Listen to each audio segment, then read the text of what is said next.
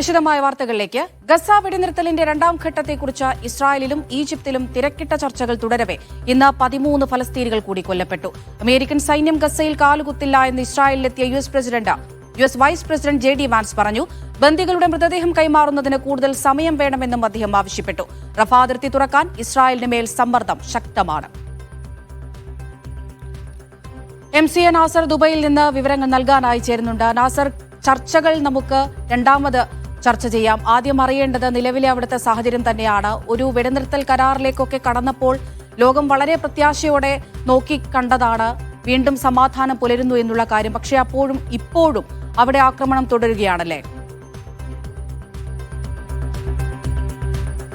അവിടെ തീർച്ചയായിട്ടും ഈ മാസം 10-ാം തീയതിയാണ് വെടിനിർത്തൽ കരാർ പ്രാബല്യത്തിൽ വന്നത്. ഇന്നിപ്പോൾ 21 തികയുകയാണ്. അതായത് 11 ദിവസം പിന്നിടുന്നൊരു ഘട്ടത്തിൽ ഏതാണ്ട് കൊല്ലപ്പെട്ടവരുടെ സംഖ്യ 110 മുകളിലേക്ക് എത്തിയിരിക്കുകയാണ്. ഇന്ന് മാത്രം 13 പേർ കൊല്ലപ്പെട്ടതായിട്ടുള്ള റിപ്പോർട്ടുകളാണ് പുറത്തു വരുന്നത്.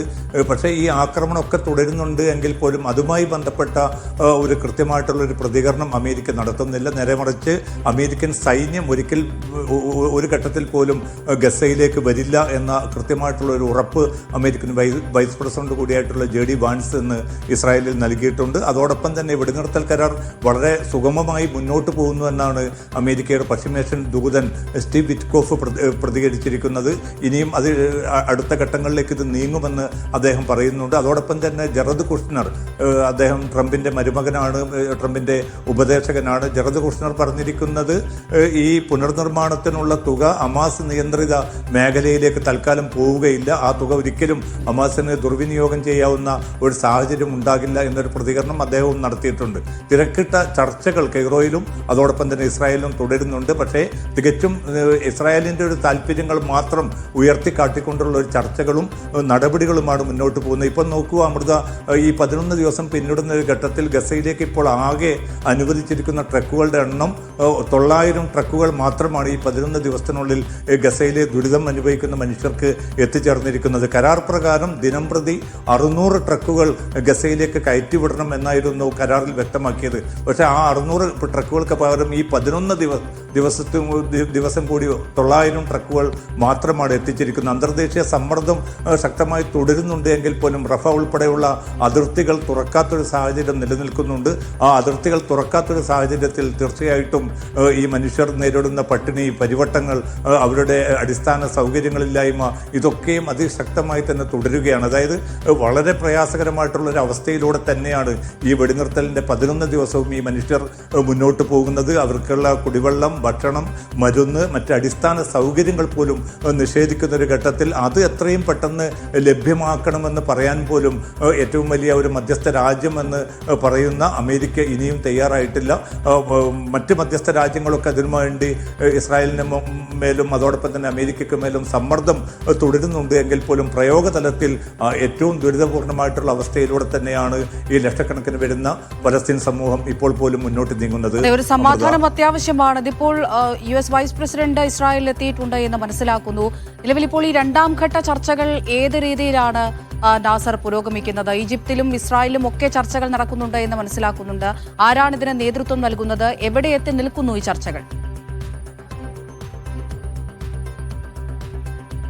അമൃതയിൽ ഇപ്പോൾ JD വാൻസ് ആണ് ഇപ്പോൾ അമേരിക്കയുടെ വൈസ് പ്രസിഡന്റ് എത്തിയിരിക്കുന്നു. നെതന്യാഹു ഉൾപ്പെടെയുള്ള നേതാക്കളുമായി അദ്ദേഹം ചർച്ച നടത്തിയിട്ടുണ്ട്. ഇതിൽ ഏറ്റവും പ്രധാനമായിട്ട് അമേരിക്ക മുന്നോട്ട് വെച്ചിരിക്കുന്നത് ഈ വെടിനിർത്തൽ കരാർ ട്രംപ് മുന്നോട്ട് വെച്ച 20 ദിന പദ്ധതിയുടെ ഭാഗമായിട്ടാണ്. ഇതിൻ്റെ ആദ്യഘട്ടം മാത്രമാണ് ഇപ്പോൾ നിലവിൽ വന്നിരിക്കുന്നത്.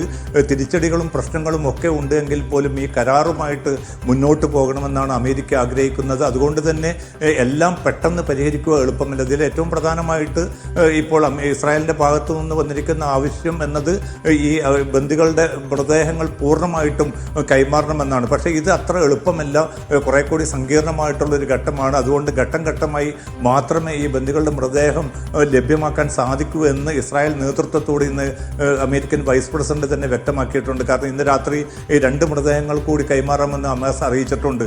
കാരണം ഇസ്രായേൽ സൈനിക നേതൃത്വം പൂർണ്ണമായിട്ടും ആ പ്രദേശം ഇടിച്ച് നിരപ്പാക്കിയ ഒരു സാഹചര്യമാണുള്ളത്. അവിടെ നിന്ന് നേരത്തെ പിന്നെ മാറ്റി നിർത്തിയിരിക്കുന്ന ആ മൃതദേഹങ്ങൾ കണ്ടെത്തുക എന്നത് വലിയ ദുഷ്കരമായിട്ടുള്ള ജോലിയാണ്. എങ്കിൽ പോലും തങ്ങളുടെ ദൗത്യം അല്ലെങ്കിൽ തങ്ങൾ ഉറപ്പ് നൽകിയിരിക്കുന്ന കരാർ പാലിക്കാൻ ഹമാസിന്റെ ഭാഗത്തു നിന്ന് വളരെ ശക്തമായിട്ടുള്ള നീക്കങ്ങൾ നടക്കുന്നു. ഇനി 13 മൃതദേഹങ്ങൾ കൂടിയാണ് കൈമാറേണ്ടത്. അത് വളരെ പെട്ടെന്ന് തന്നെ തങ്ങൾ കൈമാറുമെന്നും കൂടി ഹമാസ് അറിയിച്ചിട്ടുണ്ട്. 20 ബന്ദികളെയും കൈമാറിക്കഴിഞ്ഞു. ഈ 28 മൃതദേഹങ്ങളും ഒട്ടും സമയം വൈകാതെ തന്നെ തങ്ങൾ എത്രയും പെട്ടെന്ന് അവ കൈമാറുമെന്ന് ഹമാസ് പറയുന്നു. പക്ഷെ അതൊക്കെ ഉണ്ടായിട്ട് പോലും ഇപ്പോൾ പോലും അമേരിക്കൻ പ്രസിഡന്റ് ട്രംപ് ഉൾപ്പെടെയുള്ളവർ ഹമാസിനെ കുറ്റപ്പെടുത്തുകയാണ്. ഇന്നിപ്പോൾ 2 സൈനികർക്ക് ഗുരുതരമായിട്ട് പരിക്കേറ്റിട്ടുണ്ട് ഗസയിൽ. അത് ഹമാസിന്റെ ഭാഗത്തു നിന്നുള്ള ആക്രമണം കൊണ്ടല്ല, അവരുടെ തന്നെ സ്ഫോടക വസ്തുക്കൾ പൊട്ടിത്തെറിച്ചുകൊണ്ട്, അതായത് ഇസ്രായേൽ സൈനിക സാന്നിധ്യമുള്ള അതേ സ്ഥലത്ത് തന്നെയാണ് ഈ ആക്രമണം ഉണ്ടായിരിക്കുന്നത്. അത് ഈ പൊട്ടിത്തെറി മൂലമാണ് ഈ 2 സൈനികർക്ക് പരിക്കേറ്റത്. പക്ഷേ ഇത്തരം സംഭവങ്ങൾ പോലും ഹമാസിന്റെ ആക്രമണമായിട്ട് ചിത്രീകരിക്കുക, എന്നിട്ട് ഈ വെടിനിർത്തൽ കരാറിനെ അട്ടിമറിക്കാനുള്ള വളരെ ആസൂത്രിതമായിട്ടുള്ള ഒരു നീക്കമാണ് നെതന്യാഹുവും അതോടൊപ്പം തന്നെ സൈനിക നേതൃത്വവും കൈക്കൊള്ളുന്നത്. അതാണ് നിലവിലുള്ള ഒരു പ്രതിസന്ധിക്ക് കാരണം. നേരത്തെ നമ്മൾ സൂചിപ്പിച്ചതുപോലെ കെയ്റോയിൽ ഹമാസിന് മുമ്പാകെ നിരവധി നിർദ്ദേശങ്ങൾ മധ്യസ്ഥ രാജ്യങ്ങൾ മുന്നോട്ട് വെച്ചിട്ടുണ്ട്. അതിലേറ്റവും പ്രധാനമെന്നത് ഒരു ബദൽ മന്ത്രിസഭ രൂപപ്പെടുകയാണെങ്കിൽ അതിലേക്കുള്ള നോമിനികൾ ആരൊക്കെ ആയിരിക്കണം, അതിലെ അംഗങ്ങൾ ആരായിരിക്കണം എന്നത് സംബന്ധിച്ച 40 ടെക്നോക്രാറ്റുകളുടെ പട്ടിക മധ്യസ്ഥ രാജ്യങ്ങൾ ഹമാസിന് കൈമാറിയിട്ടുണ്ട്. ഹമാസ് അതിൽ 15 പേരെ തിരഞ്ഞെടുക്കണമെന്ന നിർദ്ദേശമാണ് മുന്നോട്ട് വെച്ചിരിക്കുന്നത്. ഇസ്രായേലിന്റെ ഭാഗത്തുനിന്നുകൂടി അത് സ്വീകാര്യമാണ് എങ്കിൽ ഫലസ്തീൻ ടെക്നോക്രാറ്റുകൾ ഉൾപ്പെടെയുള്ള ഒരു ഭരണ സംവിധാനം വരും. അതിൻ്റെ കീഴിലായിരിക്കും. അതോടൊപ്പം തന്നെ ഒരു അന്തർദേശീയ സുരക്ഷാ സംവിധാനം രൂപപ്പെടുത്തേണ്ടതുണ്ട്. പക്ഷേ വിദേശ സൈന്യത്തെ ഒരു നിലക്കും ഗസയിൽ കാലുകുത്താൻ അനുവദിക്കുകയില്ല എന്ന പ്രഖ്യാപിത നിലപാടിൽ തന്നെ ഹമാസ് ഉറച്ചു നിൽക്കുകയാണ്. ഇതുമായി ബന്ധപ്പെട്ട ചില സങ്കീർണമായിട്ടുള്ള പ്രശ്നങ്ങളുണ്ട്. അതോടൊപ്പം തന്നെ ഹമാസിനെ നിരായുധീകരിക്കുകയാണെങ്കിൽ അതിനു മുമ്പ് തന്നെ ഒരു ശക്തമായിട്ടുള്ള സൈനിക സാന്നിധ്യം അവിടെ വേണ്ടതുണ്ട്. അതുമായി ബന്ധപ്പെട്ട നിരവധി പ്രയാസങ്ങൾ, പ്രായോഗികമായിട്ടുള്ള സങ്കീർണതകളാണ് ഇപ്പോൾ അമേരിക്കയും മധ്യസ്ഥ രാജ്യങ്ങളും നേരിടുന്നത്. പക്ഷേ ഇതിനൊക്കെയുള്ള പാപഭാരം എന്നത് ഹമാസിലേക്ക് മാത്രം ഈ പ്രശ്നത്തെ കൊണ്ടുവരിക എന്ന ഒരു ട്രംപിൻ്റെയും അതോടൊപ്പം തന്നെ അമേരിക്കൻ നേതൃത്വത്തിൻ്റെയും ശ്രമങ്ങളാണ് വലിയ തോതിലുള്ള ഒരു തിരിച്ചടി, മധ്യസ്ഥ നീക്കങ്ങൾക്ക് പോലും ഒരു തിരിച്ചടിയായി. മധ്യസ്ഥ നീക്കങ്ങൾ ഏത് രീതിയിൽ അത് ഫലപ്രദമാകുമെന്നുള്ള കാര്യം കണ്ടു തന്നെ അറിയണം. മറ്റൊരു കാര്യം റഫേലെ വിഷയം തന്നെയാണ്. നേരത്തെ നാസർ സൂചിപ്പിക്കുകയുണ്ടായി. നമുക്കറിയാം, ഈ വെടിനിർത്തൽ തീരുമാനത്തിന് പിന്നെ ലക്ഷങ്ങളാണ് ഗസയിലേക്ക് തിരികെ എത്തിയത്. പിറന്ന നാട്ടിലേക്ക് വളരെ സന്തോഷത്തോടുകൂടി മടങ്ങിയെത്തിയ ആളുകളാണ്. അവർക്ക് അവശ്യ സാധനങ്ങൾ വിതരണം ചെയ്യേണ്ടതുണ്ട്, അവർക്ക് നൽകേണ്ടതുണ്ട്. ആദ്യഘട്ടത്തിൽ അതുമായി ബന്ധപ്പെട്ട തീരുമാനത്തിലേക്കൊക്കെ എത്തിയിരുന്നെങ്കിലും നമുക്കറിയാം അത് ഫലപ്രദമായിട്ടില്ല എന്നുള്ള കാര്യം. നിലവിൽ എന്താണ് അവിടുത്തെ ഒരു സാഹചര്യം നാസർ? ഇസ്രായേലിന്മേൽ സമ്മർദ്ദം ശക്തമാകുന്നുണ്ട്, പക്ഷേ എന്തെങ്കിലും കുലുക്കം ഇസ്രായേലിനുണ്ടോ? അപ്പോൾ ഇതിൽ UN നേതൃത്വത്തിൻ്റെ UN ഏജൻസികളുടെ ഭാഗത്തു നിന്നുള്ള പ്രതികരണം വന്നിരിക്കുന്നത് വളരെ ദുരിതപൂർണമായിട്ടുള്ള ഗുരുതരമായിട്ടുള്ള ഒരു പട്ടിണിയുടെ അതേ സാഹചര്യം തന്നെയാണ് ഗസയിൽ ഉടനീളം ഇപ്പോൾ തുടർന്നുകൊണ്ടിരിക്കുന്നത്. കാരണം വടക്കൻ ഗസയിലേക്ക് തിരിച്ചെത്തിയ മനുഷ്യർക്ക് ഒരു നേരത്തെ ഭക്ഷണം പോലും നൽകാൻ തങ്ങൾക്ക് സാധിക്കാത്തതിൻ്റെ സങ്കടവും അതോടൊപ്പം തന്നെ അവരുടെ ഹൃദയ വേദനയുമാണ് മിക്ക ഏജൻസികളുടെ നേതൃത്വത്തിലുള്ളവരും പങ്കുവെച്ചു കൊണ്ടിരിക്കുന്നത്. എത്രയും പെട്ടെന്ന് ഈ മനുഷ്യർക്ക് ഒരു നേരത്തെ ഭക്ഷണമെങ്കിലും എത്തിക്കാനുള്ള സംവിധാനം ഏർപ്പെടുത്തണം. കാരണം ഈ കരാറിൽ പറഞ്ഞത് പ്രകാരം, ഞാൻ നേരത്തെ സൂചിപ്പിച്ച പ്രകാരം, നിത്യം 600 ട്രക്കുകൾക്ക് പകരം ഇത്രയും ദിവസങ്ങളായിട്ട് പോലും വളരെ പരിമിതമായിട്ടുള്ള സ്വഭാവത്തിലുള്ള ട്രക്കുകൾ മാത്രമാണ് നൽകുന്നത്. അതോടൊപ്പം തന്നെ ഭക്ഷണം, മരുന്ന്, അടിസ്ഥാന സൗകര്യങ്ങൾ, കാരണം ആശുപത്രികൾ പൂർണ്ണമായിട്ടും തകർക്കപ്പെട്ട ഒരു സാഹചര്യം, അടിസ്ഥാന സൗകര്യങ്ങൾ, പ്രധാനമായിട്ട് കുടിവെള്ള വിതരണം പൂർണ്ണമായിട്ടും നിലയ്ക്കപ്പെട്ട ഒരു സാഹചര്യം ഗസ സിറ്റിയിലും വടക്കൻ ഗസയുടെ പല ഭാഗങ്ങളിലും നിലനിൽക്കുന്നുണ്ട്. ഇതിനൊന്നും ഒരു പരിഹാരം ഉണ്ടാവുന്നില്ല. പുറമെ നിന്നുള്ള വിദഗ്ധ സംഘങ്ങൾ, തുർക്കിയുടെ ഭാഗത്തു നിന്നുള്ള സംഘങ്ങളൊക്കെയും ഗസയിലേക്ക് വരാനും ഇത്തരം നിർമ്മാണ പ്രവർത്തനങ്ങൾ താൽക്കാലിക അടിസ്ഥാനത്തിലെങ്കിലും മുന്നോട്ട് കൊണ്ടുപോകാനും സന്നദ്ധത അറിയിച്ചതാണ്. പക്ഷെ അത്തരം സംഘങ്ങൾക്കൊക്കെയും വിലക്ക് ഏർപ്പെടുത്തുന്ന ഒരു സ്ഥിതിയിലാണ് ഇപ്പോൾ കാര്യങ്ങൾ മുന്നോട്ട് പോകുന്നത്. അതായത് ഇസ്രായേൽ എന്തു തീരുമാനിക്കുന്നു അത് മാത്രം നടക്കുക, കരാറിൽ പറഞ്ഞ കാര്യങ്ങൾ നടപ്പാക്കാൻ, അത് പ്രയോഗതലത്തിൽ കൊണ്ടുവരാനുള്ള ഒരു ആത്മാർത്ഥമായിട്ടുള്ള നീക്കവും മധ്യസ്ഥ രാജ്യങ്ങളുടെ ഭാഗത്തുനിന്ന്, പ്രധാനമായിട്ടും അമേരിക്കയുടെ ഭാഗത്തുനിന്ന് ഉണ്ടാവുന്നില്ല. അതുകൊണ്ട് തന്നെ ഈ വെടിനിർത്തൽ മുന്നോട്ട് പോകണമെങ്കിൽ ഈ പറഞ്ഞിരിക്കുന്ന ഹമാസിലേക്ക് മാത്രം ഈ പ്രശ്നങ്ങൾ ചുരുക്കി കെട്ടുന്ന ഒരു സാഹചര്യമുണ്ട്. അതിനെ മറികടന്നുകൊണ്ട് ഈ ഫലസ്തീൻ ജനതയുടെ അടിസ്ഥാന പ്രശ്നങ്ങൾ കൂടി പരിഹരിക്കാനുള്ള നീക്കം ഉണ്ടാകണമെന്നാണ് തുർക്കി ഉൾപ്പെടെയുള്ള രാഷ്ട്രങ്ങൾ ആവശ്യപ്പെട്ടുകൊണ്ടിരിക്കുന്നത്. അമൃത. ശരി, MC നാസറാണ് വിശദമായ വിവരങ്ങൾ നൽകിയത്. ഇസ്രായേൽ സൈന്യത്തിന്റെ ആക്രമണത്തിനിരയായ ആയിരക്കണക്കിന് കുടുംബങ്ങൾക്ക് കുടിവെള്ളം ഉറപ്പാക്കുന്നതിനായി ഗസയിലെ 4 ജലശുദ്ധീകരണ പ്ലാന്റുകളുടെ പ്രവർത്തനം പുനരാരംഭിച്ച് സൗദി. ഗസയുടെ തെക്ക് ഭാഗത്തുള്ള ഖാൻ യൂനിസിലെ ജലശുദ്ധീകരണ പ്ലാന്റുകളുടെ പ്രവർത്തനമാണ് പുനരാരംഭിച്ചത്. 3 ലക്ഷം പേരാണ് ഖാൻ യൂനിസിലെ 4 ജലവിതരണ കേന്ദ്രങ്ങളുടെ ഗുണഭോക്താക്കൾ. ഗസയിൽ 2 വർഷമായി ഇസ്രായേൽ നടത്തുന്നത് വംശഹത്യയെന്ന് ഖത്തർ അമീർ. ഫലസ്തീൻ ജനതയുടെ ദുരിതത്തിന് അറുതി വരുത്താൻ അന്താരാഷ്ട്ര സമൂഹത്തിന് കഴിയാത്തത് ദൗർഭാഗ്യകരമാണെന്നും അമീർ പറഞ്ഞു. ഖത്തറിലെ ഷൂറ കൌൺസിലിന്റെ ഉദ്ഘാടന സെഷനിൽ സംസാരിക്കുകയായിരുന്നു അദ്ദേഹം. മുഹമ്മദ് അബ്ബാസ് വിവരങ്ങൾ നൽകാനായി ചേരുന്നുണ്ട്. അബ്ബാസ്, ഇത്തരത്തിലുള്ള വിമർശനങ്ങൾ തുടക്കം തൊട്ട് തന്നെ നമ്മൾ കാണുന്നതാണ്. അതുകൊണ്ടൊന്നും യാതൊരുവിധ ഫലവും ഇതുവരെ നമുക്ക് കാണാൻ കഴിഞ്ഞിട്ടില്ല. ഖത്തർ അമീറിന്റെ പ്രസ്താവന എവിടെയായിരുന്നു? എന്താണ് അദ്ദേഹം പറയുന്നത്? വിവരങ്ങൾ.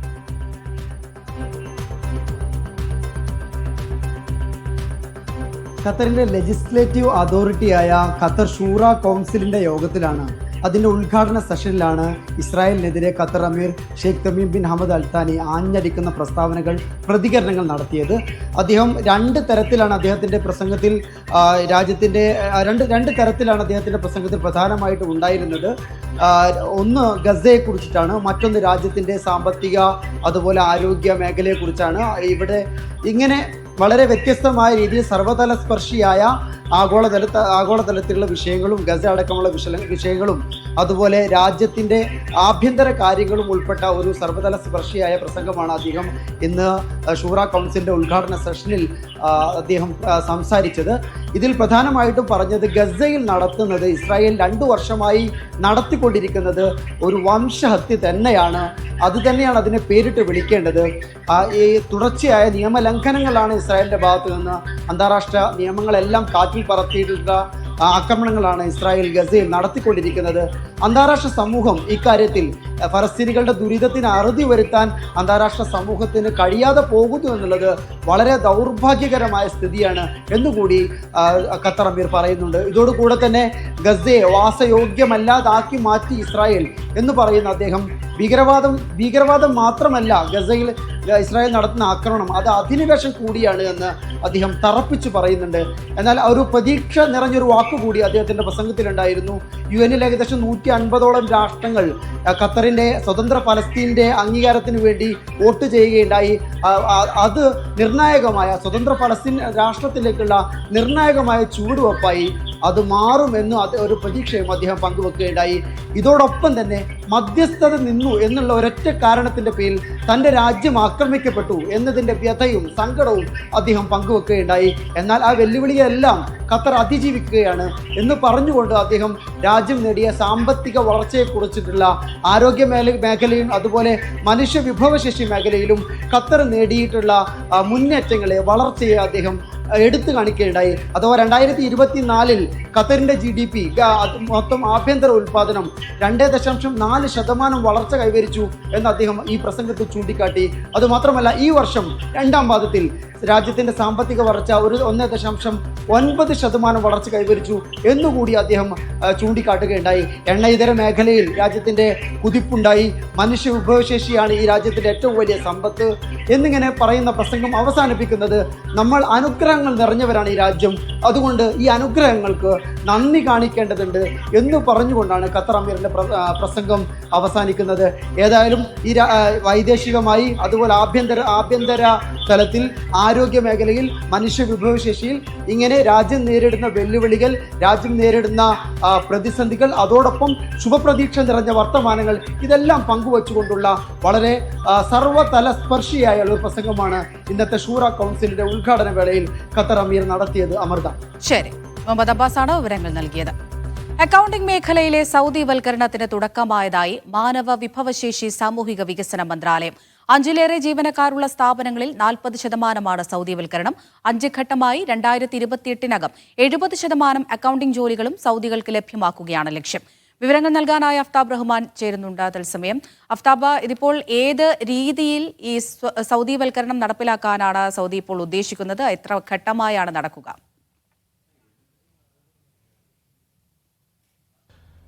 കൂടുതൽ സൗദികൾ ജോലി ആഗ്രഹിക്കുന്ന മേഖലയിലേക്കുള്ള സൗദിവൽക്കരണമാണ് ഇപ്പോഴും സൗദി അറേബ്യയിൽ തുടർന്നുകൊണ്ടിരിക്കുന്നത്.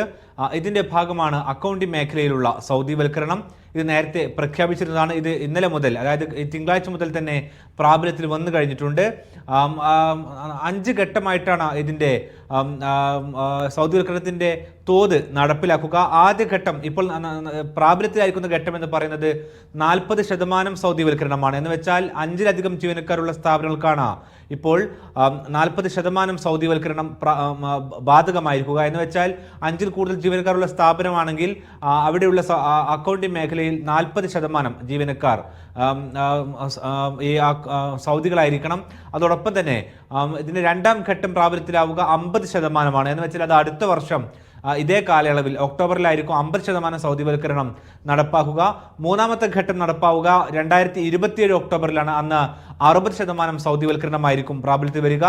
നാലാമത്തെ ഘട്ടം പ്രാബല്യത്തിലാവുക 2028 ഒക്ടോബർ മുതലാണ്. അന്ന് മുതൽ 70% സൗദിവൽക്കരണമായിരിക്കും പ്രാബല്യത്തിൽ വരിക. എന്ന് വെച്ചാൽ 2028 കൂടി തന്നെ ആ സ്ഥാപനത്തിലെ 70% അക്കൗണ്ടിംഗ് മേഖലയിലും സൗദിവൽക്കരണം, ഒരു ഉദാഹരണത്തിൽ 10 അക്കൗണ്ടിംഗ് ജീവനക്കാരുണ്ടെങ്കിൽ അതിൽ 7 ജീവനക്കാരും സൗദികളായിരിക്കണം എന്നുള്ളതാണ് ഈ നിയമത്തിൽ പറയുന്നത്. എന്ന് വെച്ചാൽ സൗദി അറേബ്യയിലെ ഏറ്റവും കൂടുതൽ സൗദികൾ ആഗ്രഹിക്കുന്ന തൊഴിൽ മേഖലയിലേക്കാണ് ഇപ്പോൾ സൗദിവൽക്കരണത്തിൻ്റെ തോത് വർദ്ധിപ്പിച്ചുകൊണ്ടിരിക്കുന്നത്. ഈ ഒരു രൂപത്തിലായിരിക്കും സൗദിവൽക്കരണം പൂർത്തിയാവുക. അതോടൊപ്പം 5ാമത്തെ ഘട്ടത്തിൽ അന്ന് മുതൽ പ്രാബല്യത്തിൽ വരുന്ന, അല്ലെങ്കിൽ പുതുതായിട്ട് രൂപീകരിക്കുന്ന എല്ലാ സ്ഥാപനങ്ങൾക്കും അന്നേ ദിവസം മുതൽ തന്നെ, രൂപീകരിക്കുന്ന ദിവസം മുതൽ തന്നെ സൗദിവൽക്കരണം ഈ തരം പറയപ്പെടുന്ന രൂപത്തിൽ പ്രാബല്യത്തിലായിരിക്കും. ഇതാണ് ഇപ്പോൾ പ്രഖ്യാപിച്ചിരിക്കുന്ന അക്കൗണ്ടിംഗ് മേഖലയിലുള്ള സൗദിവൽക്കരണം. വരുന്ന 2028-നകം 70%-ഓളം അക്കൗണ്ടിംഗ് മേഖലയിലെ ജോലികളും സൗദികൾക്ക് കൈമാറുക എന്നുള്ളതാണ് ഇതിന്റെ. വരുന്ന 2028-നകം 5 ഘട്ടങ്ങളായി ഇത് നടപ്പാക്കാനാണ് നിലവിലെ തീരുമാനം. വിവരങ്ങളാണ് ആഫ്താബ് റഹ്മാൻ പങ്കുവച്ചത്. തുർക്കി പ്രസിഡന്റ് റജബ് തൊയ്യബ് എർദോഗാൻ ഔദ്യോഗിക സന്ദർശനത്തിനായി കുവൈത്തിലെത്തി. Kuwait Amir Sheikh Mishal Ahmad Al Jaber Al Sabah ഉൾപ്പെടെ മുതിർന്ന നേതാക്കൾ വിമാനത്താവളത്തിലെത്തി എർദോഗാനെ സ്വീകരിച്ചു. ബയാൻ കൊട്ടാരത്തിൽ കുവൈറ്റ് അമീറുമായി ഉർദുഗാൻ കൂടിക്കാഴ്ച നടത്തി. ഫലസ്തീൻ, സിറിയ എന്നിവിടങ്ങളിലെ സംഭവവികാസങ്ങൾ, സംയുക്ത സഹകരണം വർദ്ധിപ്പിക്കൽ, മേഖലയിൽ സമാധാനവും സ്ഥിരതയും ഉറപ്പാക്കൽ തുടങ്ങിയ വിഷയങ്ങൾ ചർച്ചയായി. പ്രതിരോധം, ടൂറിസം, നിക്ഷേപം തുടങ്ങിയ മേഖലകളിൽ നിരവധി സഹകരണ കരാറുകളിൽ ഇരു രാജ്യങ്ങളും ഒപ്പുവയ്ക്കും. ബയാൻ കൊട്ടാരത്തിൽ നടന്ന ചടങ്ങിൽ തുർക്കി president Amir Sheikh Mish Al Ahmad Al Jaber അസബാഹിന് ടോഗ് ഇലക്ട്രിക് കാർ സമ്മാനിച്ചു. സമ്മാനത്തിന് നന്ദി അറിയിച്ച അമീർ തുർക്കി ജനതയ്ക്ക് ഹൃദയംഗമമായ ആശംസകളും നേർന്നു. കഴിഞ്ഞ വർഷം കുവൈത്ത് അമീർ തുർക്കി സന്ദർശിച്ചിരുന്നു. ഉർദുഗാന്റെ സന്ദർശനത്തോടെ ഇരു രാജ്യങ്ങളുടെയും ബന്ധം കൂടുതൽ ശക്തിപ്പെടുമെന്നാണ് പ്രതീക്ഷ. 400 കുവൈത്ത് കമ്പനികൾ തുർക്കിയിൽ പ്രവർത്തിക്കുന്നുണ്ട്. 50ഓളം തുർക്കി കമ്പനികൾ കുവൈത്തിലെ വിവിധ മേഖലകളിലും സജീവമാണ്. കുവൈത്ത് അന്താരാഷ്ട്ര വിമാനത്താവളത്തിലെ അടിസ്ഥാന സൗകര്യ പദ്ധതികൾ ഉൾപ്പെടെ നിരവധി വികസന പദ്ധതികളിൽ തുർക്കി കമ്പനികൾ പങ്കാളികളാണ്. Media 1 Kuwait. ദ്വിദിന സന്ദർശനത്തിനായി തുർക്കി പ്രസിഡന്റ് റജബ് തൊയ്യബ് എർദോഗാൻ നാളെ ഒമാനിലെത്തും. ഇരു രാജ്യങ്ങളും തമ്മിലുള്ള ദീർഘകാല സൗഹൃദവും സഹകരണവും മുന്നോട്ട് കൊണ്ടുപോകുന്നതിന് സന്ദർശനം വഴിവെക്കും. പ്രാദേശിക, അന്തർദേശീയ സംഭവവികാസങ്ങളിൽ സുൽത്താൻ ഹൈതം ബിൻ താരിഖും ഉർദുഗാനും കൂടിയാലോചനകൾ നടത്തും. കഴിഞ്ഞ വർഷം നവംബറിൽ സുൽത്താൻ തുർക്കി സന്ദർശിക്കുകയും $500 മില്യൺ സംയുക്ത നിക്ഷേപത്തിനും നിരവധി കരാറുകൾക്കും ഒപ്പുവെക്കുകയും ചെയ്തിരുന്നു. മാധ്യമങ്ങളിലെ ഉള്ളടക്കങ്ങൾ പൊതുജനങ്ങൾക്ക് നിരീക്ഷിക്കാനും തെറ്റുകൾ ചൂണ്ടിക്കാട്ടാനും സൗകര്യം ഏർപ്പെടുത്തി UAE മീഡിയ കൗൺസിൽ. ആമൻ എന്ന ഡിജിറ്റൽ പ്ലാറ്റ്ഫോം വഴിയാണ് തെറ്റായ ഉള്ളടക്കങ്ങൾ സർക്കാരിന്റെ ശ്രദ്ധയിൽ കൊണ്ടുവരാൻ സാധിക്കുക. മാധ്യമങ്ങളിലെ തെറ്റിദ്ധരിപ്പിക്കുന്ന ഉള്ളടക്കങ്ങൾ, സുരക്ഷിതമല്ലാത്ത കണ്ടന്റുകൾ, അനുചിതമായ പരസ്യങ്ങൾ എന്നിവയാണ് ആമൻ ആപ്ലിക്കേഷൻ വഴി പൊതുജനങ്ങൾക്ക് സർക്കാരിന്റെ ശ്രദ്ധയിൽ കൊണ്ടുവരാൻ കഴിയുക. ഉത്തരവാദിത്തമുള്ള മാധ്യമ മേഖലയെ സൃഷ്ടിക്കാനാണ് ഈ ഉദ്യമമെന്ന് UAE മീഡിയ കൗൺസിൽ പറഞ്ഞു. ആമൻ വെബ്സൈറ്റ് വഴിയോ മൊബൈൽ ആപ്ലിക്കേഷൻ വഴിയോ പൊതുജനങ്ങൾക്ക് മാധ്യമ ഉള്ളടക്കത്തിലെ വീഴ്ചകൾ ചൂണ്ടിക്കാട്ടാം. UAE പാസ് വഴി ആമൻ പ്ലാറ്റ്ഫോമിൽ ലോഗിൻ ചെയ്യാം. പരാതിക്കിടയാക്കിയ ഉള്ളടക്കത്തിന്റെ ലിങ്ക്, ചിത്രങ്ങൾ, വോയിസ് നോട്ട് എന്നിവയെല്ലാം ആമൻ ആപ്ലിക്കേഷനിലൂടെ അധികൃതർക്ക് പങ്കുവെക്കാനാകും. Media 1 Dubai. കുവൈത്തിലെ പരസ്യ നിയമങ്ങളിൽ വൻ മാറ്റങ്ങൾ വരുന്നു. പരിഷ്കരിച്ച കരട് അംഗീകാരത്തിനായി കുവൈത്ത് മുനിസിപ്പാലിറ്റി മുനിസിപ്പൽ കൌൺസിലിന് സമർപ്പിച്ചു. പുതിയ ഭേദഗതികളിൽ പിഴ നിരക്കുകൾ, സാങ്കേതിക നിർവചനങ്ങൾ, മാർഗനിർദ്ദേശങ്ങൾ എന്നിവയിൽ പ്രധാന മാറ്റങ്ങളുണ്ട്. ലൈസൻസ് ഇല്ലാതെ പരസ്യം നടത്തുകയോ ലൈസൻസ് പുതുക്കാതിരിക്കുകയോ ചെയ്താൽ 100 മുതൽ 5000 ദിനാർ വരെ പിഴ ഈടാക്കും. ബിൽ ബോർഡുകളുടെ രൂപകൽപ്പനയ്ക്കും കർശന നിയന്ത്രണങ്ങൾ വരും. അതിരുകടന്ന തിളക്കമുള്ളതോ അരോചകമായതോ ആയ ബോർഡുകൾ നിരോധിക്കും.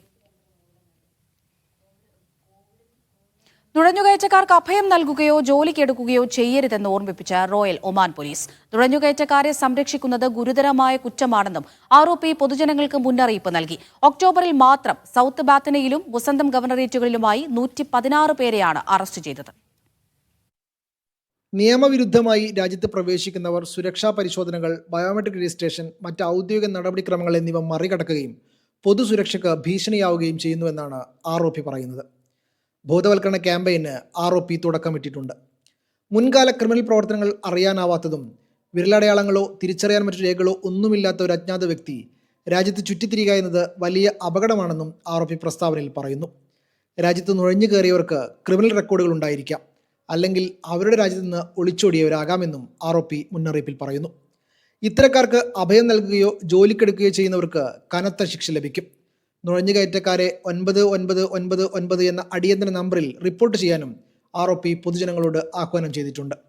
ഒക്ടോബറിൽ 5 ദിവസത്തിനുള്ളിൽ സൗത്ത് ബാത്തിനയിലെയും മുസന്തം ഗവർണറേറ്റിലെയും 116 നുഴഞ്ഞുകയറ്റക്കാരെ അറസ്റ്റ് ചെയ്തിട്ടുണ്ട്.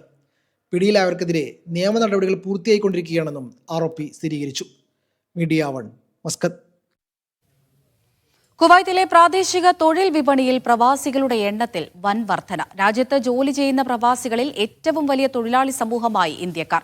ഈ വർഷം ആദ്യപാദത്തിൽ 15,000-ലധികം തൊഴിലാളികളാണ് കുവൈത്ത് ലേബർ മാർക്കറ്റിലേക്ക് എത്തിയത്. സെൻട്രൽ അഡ്മിനിസ്ട്രേഷൻ ഓഫ് സ്റ്റാറ്റിസ്റ്റിക്സിന്റെ ഏറ്റവും പുതിയ സ്ഥിതിവിവര കണക്കുകൾ പ്രകാരം രാജ്യത്തെ തൊഴിൽ മേഖലയിൽ 5.78 ലക്ഷം ഇന്ത്യക്കാരാണ് ജോലി ചെയ്യുന്നത്. ഗാർഹിക തൊഴിലാളികൾ ഒഴികെ കുവൈത്തിലെ മൊത്തം തൊഴിലാളികളുടെ എണ്ണം 22 ലക്ഷത്തിലധികമാണ്. ഇതിൽ 17.8 ലക്ഷം പ്രവാസികളും 4.48 ലക്ഷം സ്വദേശി പൗരന്മാരുമാണ് ഉള്ളത്. 4.69 ലക്ഷം തൊഴിലാളികളുമായി ഈജിപ്തുകാർ രണ്ടാമതും 4.48 ലക്ഷം തൊഴിലാളികളുമായി കുവൈത്ത് പൗരന്മാർ മൂന്നാമതുമാണ്. സ്വദേശി പൗരന്മാരിൽ 73%-ലധികം പേർ സർക്കാർ മേഖലയിലാണ് ജോലി ചെയ്യുന്നത്. ഒരു കുവൈത്തി പൗരന്റെ ശരാശരി പ്രതിമാസ ശമ്പളം 1571 ദിനാറാണ്. സർക്കാർ മേഖലയിലുള്ളവർക്ക് ശരാശരി 1605 ദിനാറും സ്വകാര്യ മേഖലയിൽ പ്രവർത്തിക്കുന്നവർക്ക് 1401 ദിനാറുമാണ് ലഭിക്കുന്നത്. Media 1 Kuwait city.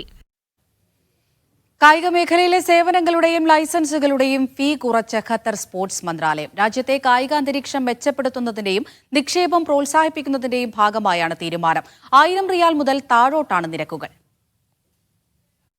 സ്പോർട്സ് ക്ലബ്ബുകൾ, യുവജന കായിക പരിപാടികൾ എന്നിവയുമായി ബന്ധപ്പെട്ട സേവനങ്ങളുടെയും ലൈസൻസുകളുടെയും തുകയാണ് സ്പോർട്സ് മന്ത്രാലയം പരിഷ്കരിച്ചത്. വകുപ്പ് മന്ത്രി Sheikh Hamad bin Khalifa bin Ahmed Al Thani ഇതുമായി ബന്ധപ്പെട്ട ഉത്തരവ് പുറപ്പെടുവിച്ചു. പുതിയ ഫീസ് നിരക്കുകൾ മന്ത്രാലയത്തിന്റെ സമൂഹ മാധ്യമ അക്കൗണ്ടുകളിലും വെബ്സൈറ്റിലും പ്രസിദ്ധീകരിച്ചിട്ടുണ്ട്. ഉത്തരവ് പ്രകാരം സ്പോർട്സ് ക്ലബ്ബുകളുടെ രജിസ്ട്രേഷൻ, കായിക മത്സരങ്ങളുടെ സംഘാടനം, ഇവയ്ക്കായുള്ള ലൈസൻസ്, യുവജന വിഭാഗങ്ങൾക്കായുള്ള പരിപാടികൾ തുടങ്ങിയവ സംഘടിപ്പിക്കുന്നതിനുള്ള ഫീസുകൾ കുറഞ്ഞു. ന്യായമായ ഫീസ് ഈടാക്കി സേവനങ്ങൾ വികസിപ്പിക്കാനും അതുവഴി കായിക മേഖലയിൽ സുസ്ഥിരത ഉറപ്പാക്കാനുമാണ് ലക്ഷ്യമിടുന്നതെന്ന് മന്ത്രി പറഞ്ഞു. മികച്ച കായിക സമൂഹം കെട്ടിപ്പടുക്കാനും രാജ്യത്തിന്റെ സമ്പദ് വ്യവസ്ഥ വൈവിധ്യവൽക്കരിക്കാനും ഇതുവഴി സാധിക്കുമെന്നും അദ്ദേഹം കൂട്ടിച്ചേർത്തു. Media 1 Doha.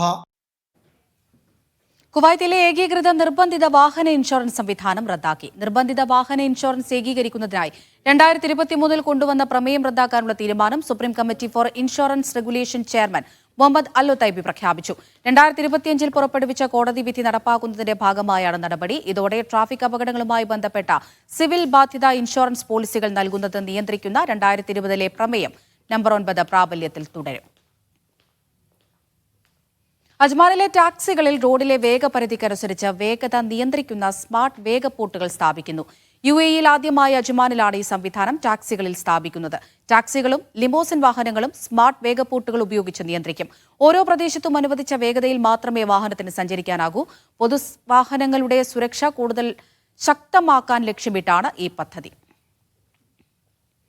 ഹൌസ് ഡ്രൈവർമാരടക്കമുള്ളവരെ ഉള്ള ഗാർഹിക തൊഴിലാളികളിൽ നിന്ന് ജോലി സംബന്ധമായ ഫീസുകൾ ഈടാക്കുന്നത് വിലക്കി സൗദി അറേബ്യ. നിയമം ലംഘിക്കുന്ന തൊഴിലുടമയ്ക്ക് 20,000 റിയാൽ വരെ പിഴ ലഭിക്കും. ആഴ്ചയിൽ 1 ദിവസം അവധി അനുവദിക്കാനും പുതിയ നിയമത്തിൽ നിർദ്ദേശമുണ്ട്. മലയാളികളടക്കം നിരവധി പ്രവാസികളാണ് ഹൌസ് ഡ്രൈവർ അടക്കമുള്ള ഗാർഹിക ജോലികളിൽ. ഇത്തരക്കാർക്ക് ഗുണം ചെയ്യുന്നതാണ് പുതിയ നിയമം. മാനവ വിഭവശേഷി സാമൂഹിക വികസന മന്ത്രാലയത്തിന്റേതാണ് തീരുമാനം. തൊഴിലുടമകൾക്ക് ഗാർഹിക തൊഴിലാളികളിൽ നിന്ന് ഫീസുകൾ ഈടാക്കാൻ അനുവദിക്കില്ല. റിക്രൂട്ട്മെന്റ് ഫീസ്, ജോലി അനുമതിയുടെ ഫീസ്, സേവനം മാറുന്നതിന്റെ ഫീസ്, ജോലി വിഭാഗം മാറുന്നതിന്റെ ഫീസ് തുടങ്ങിയവ തൊഴിലാളിയിൽ നിന്ന് ഈടാക്കുന്നതിനാണ് വിലക്ക്. നിയമം ലംഘിക്കുന്ന തൊഴിലുടമകൾക്ക് 20,000 റിയാൽ വരെ പിഴയും 3 വർഷത്തേക്ക് വീട്ടുജോലി തൊഴിലാളികളെ നിയമിക്കുന്നതിന് വിലക്കും നേരിടേണ്ടി വരും. ആഴ്ചയിൽ 1 ദിവസം അവധി അനുവദിക്കാനും പുതിയ നിയമത്തിൽ നിർദ്ദേശമുണ്ട്. തൊഴിലാളികളുടെ അവകാശങ്ങൾ സംരക്ഷിക്കുന്നതിന്റെ ഭാഗമായാണ് നീക്കം. Vishal Cherpulassery, media 1, Riyadh. കുവൈത്തിലെ മുബാറക്കിയ മേഖലയിൽ നിരീക്ഷണം ശക്തമാക്കി public authority for manpower. അതോറിറ്റിയുടെ acting director general engineer Rabab Al ഒസൈമിയുടെ നേതൃത്വത്തിലുള്ള സംഘം സൂഖിൽ സമഗ്ര പരിശോധനാ ക്യാമ്പയിൻ ആരംഭിച്ചു.